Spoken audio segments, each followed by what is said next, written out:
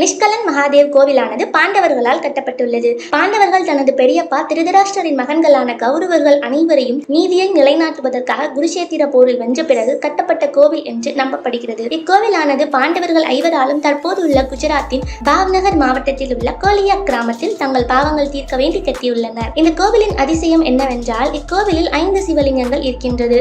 இந்த 5 சிவலிங்கத்திற்கும் எதிரில் 5 நந்தியும் இடம்பெற்றுள்ளது. இந்த 5 சிவலிங்கத்தையும் பஞ்ச பாண்டவர்களான தர்மர், பீமன், அர்ஜுனன், நகுலன், சகாதேவன் என ஐவரும் தனித்தனியே தங்களது கைகளால் செய்துள்ளனர். குந்தியின் மகன்களான பாண்டவர்கள் காந்தாரியின் மகன்களான கௌரவர்களை போரில் கொன்றதின் தனது சகோதரர்களை கொன்ற பாவம் பாண்டவர்களுக்கு நீங்காமல் இருந்துள்ளது. அப்போது பாண்டவர்கள் பாவ்நகர் கடற்கரைக்கு வந்து இந்த ஸ்தலத்தை எழுப்பி தங்கள் பாவம் தீர வேண்டியுள்ளனர். இந்த கோவிலின் சிறப்பு என்னவென்றால் இக்கோவில் கடலின் உள்ளே அமைந்துள்ளது. இக்கோவிலுக்கு சென்று வழிபட வேண்டுமென்றால் காலை மாலை என இரு வேளையிலும் குறிப்பிட்ட திரி நேரத்தில் கடலானது சுமார் 1.5 மணி நேரம் உள்வாங்கி காணப்படும். அந்த வேளையில் மட்டும்தான் சிவனை சென்று வழிபட முடியும். மற்ற வேளைகளில் 5 அடுக்கு கொடிமரம் கூட மூழ்கும் அளவிற்கு கடல் நீர் கோவிலை மூடிவிடும். நிஷ்கலன் மகாதேவ் கோவிலானது பிரமிப்பூட்டும் கோவிலாகவே இன்று வரை விளங்கி வருகிறது. இக்கோவிலில் வந்து வழிபடுவோருக்கு தங்கள் பாவங்கள் அனைத்தும் தீரும் என மக்கள் நம்பிக்கையுடன் காலை மாலை என இரு வேளையிலும் சிவனை வந்து வழிபட்டு செல்கின்றனர்.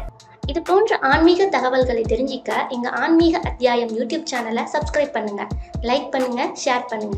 இது போன்ற சுவாரஸ்யமான தகவல்களை தெரிஞ்சிக்க பக்கத்துல இருக்க பெல் ஐகானை மறக்காம பிரஸ் பண்ணுங்க.